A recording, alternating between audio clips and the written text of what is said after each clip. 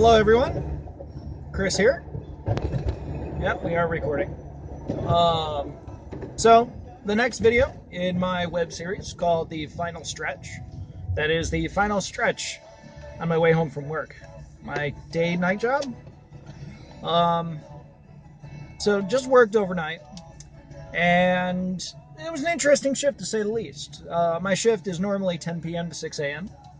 However, it's 9 and some change right now, and I'm just leaving. So this it's annoying. We all understand that. You know, somebody doesn't show up for their shift, and you're pulling a 12. It's not nice. But it's a sombering moment too, because it reminds me of God's grace and mercy, actually, both. And I love being able to sit here. I'm at a red light. Sit here and really take in God's grace and mercy. I'm driving now.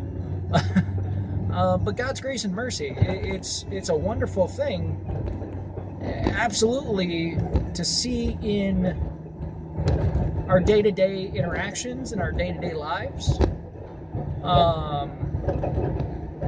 So I'm sure you're all wondering, how are you seeing grace and mercy at pulling a 12-hour shift? Well, I get a text message at about 4:10 a.m. From my relief saying that they weren't feeling well. All right, understandable. All right, that's 4:10. Now, if you're going to bed ill,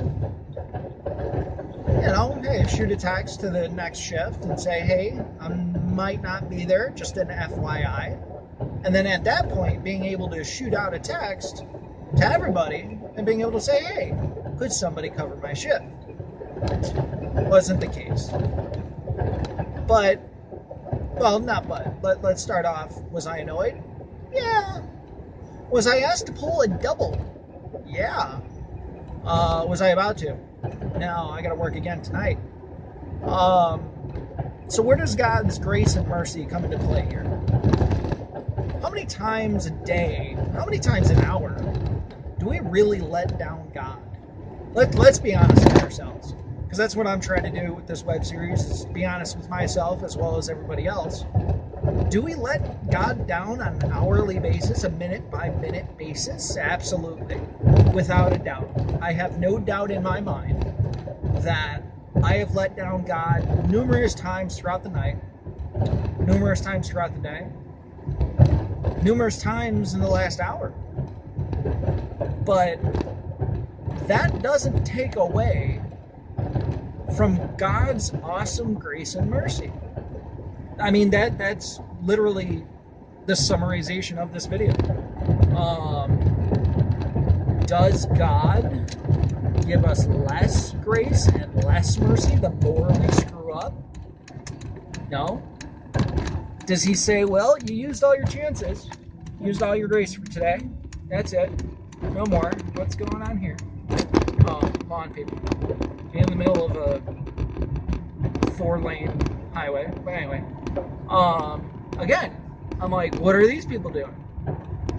I didn't have to immediately go, I could have went, oh, they're working. I not initially judge them like, what are these fools doing in the street? They're doing their job. And at that point, I kind of shook my fist mentally at them without thinking. Kind of like we do day-to-day basis, whether it's in traffic, whether we're sitting at home, whether we're just not feeling it that day and don't feel like giving God the glory in that minute, in that hour, during that day. Whatever the case, we don't give God what he deserves. But thank God that he doesn't give us what we deserve. By no means, to quote Paul in many pages, many verses, by no means. Hang on, sorry, passing a tow truck now. Busy morning.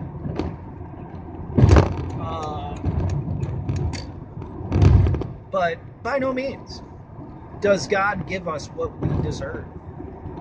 By no means do we deserve his grace and mercy. These are gifts given to us by Christ dying on the cross. And not to get so deep into theology, because the cross is a big burden for some and an impassable mountain for some as well. For a very long time, I'm hiding. For a very long time, I hid. I hid from the cross. Oh, phone's about to fall. I hid from the cross. I didn't feel comfortable praying. I still don't really feel comfortable praying out loud and for people, because who am I? I let down God on a minute-by-minute basis, an hourly basis. But who am I to come to the cross and to lift somebody up, somebody outside of me? Who am I? I am this filthy, ragged, I believe it's in the Gospels, at least it's in the New Testament. Again, running off of a 12-hour shift here, so give me some grace. We're nothing but filthy rags in comparison to the cross. But does that take away from what God gives us? Nope. In fact, it magnifies what God gives us. It magnifies the fact that while we were yet sinners, Christ died on the cross for us. While we were yet sinners. Think about that for a moment. Chew on that for a moment. Don't just skip over, oh, this video is long. Think about that for a moment. While yet we were still sinners, Christ died on the cross for us. This is how we know love. I'm kind of throwing two passages together there.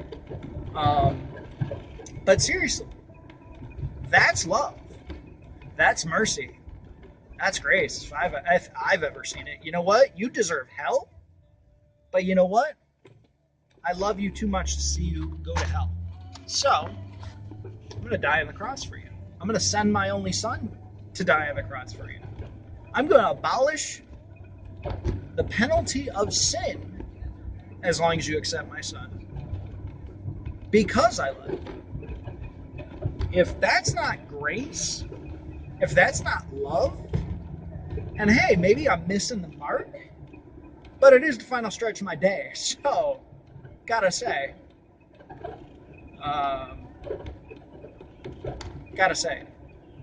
God's grace is amazing. God's mercy is amazing. And each and every opportunity we get to share that, even if we're not sharing it with the person in question, even if we're not saying, hey, you know what? I forgive you. Maybe we don't tell them we forgive them. But again, in my example, in my real life right now, pulling a 12-hour. Do I forgive that person? Sure. I do. Absolutely. Am I still irked by it? Yeah. I wish I was at home 3.5 hours ago. I like sleep. I like to sleep too much, actually. But, I mean, with all that said, without that person calling off, without that person getting sick, I would not be here right now recording this video, reflecting on a 12-hour shift, and saying, wow, isn't God's grace and mercy awesome? Because I would have not thought of that if I were not working that 12. So be that as it may, being on the final stretch, I want to challenge you. I want to challenge everyone who's listening to this right now. I want you to give an example. Give yourself an example. You don't have to comment. You don't have to bring it to light, though it's helpful. It makes you feel better. It does. I promise you, it makes you feel better. How have you been able to, through reflection, okay, however God called you, I'm not saying right, wrong, otherwise, this is between you and God. How have you really displayed God's grace and mercy recently and lately? Do you know what that looks like? Have you experienced it for yourself? If you haven't, if you're not Christian, My eyes water for you. My eyes water for you because life is so much harder. So much harder. And I have a story, and those that know it know it. Life is so much harder without the cross. Life is unbearable, impossible, and damnable. Your end point on your journey is going to be a long, long journey.